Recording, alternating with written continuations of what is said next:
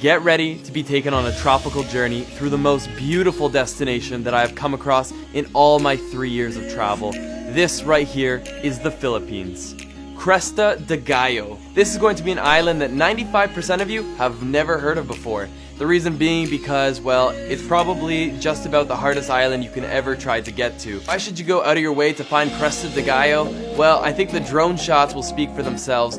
When you show up on this island, you feel like you're on Castaway. You feel like you are stranded in the middle of nowhere. We were fortunate enough that day to have had the sun on our side, and we got a remarkable sunset. We watched it on this narrow white sand beach. Cresta de Gallo is for those who are willing to go the extra 1,000 miles to see true beauty. Number 9 is one that most of you know very well and have seen on your Instagram as it's currently blowing up, and that is beautiful El Nido.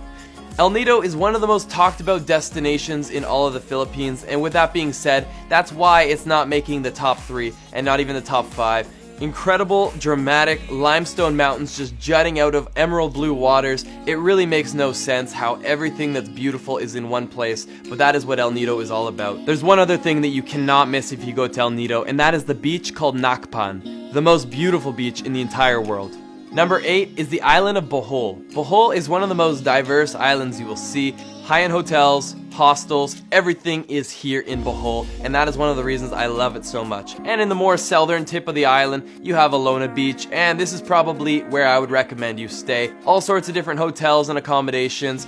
Pretty good food, pretty good nightlife, and it's a great place to start your day trip if you're going to be doing the Tarsier Chocolate Hill day trip. That can all be done in one day. Now, number 7 is definitely for all you lovers out there. This is the secret hideout of Palawan.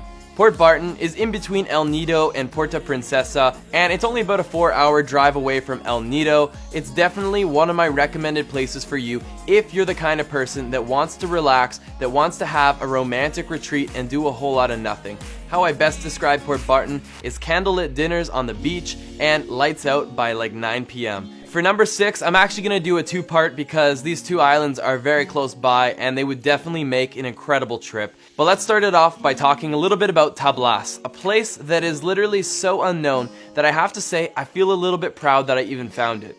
Tablas is a dormant but beautiful island. It's made for you to explore. Bring your friend, get a scooter, and go explore this island because it has so much to offer. Incredible white sand beaches, beautiful sunsets, you will find it all here in the island of Tablas. Just a short 1-hour boat ride away from Tablas is the island of Romblon, and on Romblon is one of the most beautiful beaches I've ever seen. This is Bon Bon Beach. These are the moments that live with you for the rest of your life, and it made coming all the way off the beaten path completely worth it. With that being said, it's actually not that hard to get here. Even though these two islands are definitely off the main tourist path, they are actually super easy to get to. Number 5 is the extremely underrated Dumaguete. And I've actually had the pleasure of going to Dumaguete on 2 separate occasions. And the great thing about Dumaguete is not necessarily Dumaguete itself, but what surrounds it. It has Apo Island, which literally means Sea Turtle Island. It has Siquijor Island, which is a remarkable voodoo witchcraft island that has slowly become more popular by tourism. It's also relatively close to one of my favorite discoveries in the entire country, known as Manjuyud Sandbar, or as I tried to coin it, the Maldives of the Philippines. Number 4 is Bantian Island, one of the islands I love most in the entire world. This is like Boracay before Boracay blew up. Bantian's not exactly the easiest island in the world to get to, but the slight challenges that come with getting there are 100% worth it. A couple of the notable locations on the island are this abandoned building here, right on the water, and in typical Philippines nature, we have got some incredible blue water with the saturation on full boost. It's definitely a very relaxing island, so enjoy a world-class sunset in one of my favorite islands in the entire world. The bronze medal, number 3, is going to Barian. Nothing but beautiful blue water that's formed its way through the rocks. You can do some incredible cliff jumps into the canyon. The water has even eroded away at some of the rock, and it's made for some crazy water slides that go right into the refreshing waters. Now, you would think this would be the end of the experience, but there is actually a cherry on top, and that is at the very end of the canyon. You arrive at what is the greatest waterfall that I think I've ever seen. This right here is Kawasan Falls, also known as the Gatorade Factory. Weather dependent, when you visit, the bluest of waters will be flowing into this little area at the very end, and this is the result. It's definitely becoming a bit more of a mainstream destination, so try to coordinate and figure out the low times to visit, but even if you have to share it with other people, this is still an unforgettable experience. Number 2 is going to the dreamy island of Kuran. Look at these drone clips, look at these lagoons, look at this water. It is very similar to what you saw in El Nido, but the remarkable thing about Kuran is that it's not as busy as El Nido. So everything that was great about El Nido is here, but with less tourism. There are 3 main things that you must do in Kuran, and the first 2 can be done in one day trip.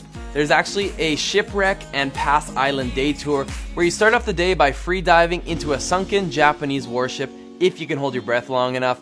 And secondly, you end off your day here at Pass Island, one of the most beautiful islands that I think I've ever seen. Nothing but beautiful white sand beaches surrounded by cerulean blue waters and a whole lot of nothing to do. And the third thing that everyone will end up doing if they go to Kuran is of course the lagoon tour. The lagoons here are out of this world. There's many island tours that are offered, but the one that I took me to these beautiful lagoons. It took me to the incredible Kalagaman Lake, and they even showed us a secret lake where we had to swim under one of the rock structures to access. Number 1 goes to the unbelievable island of Siargao.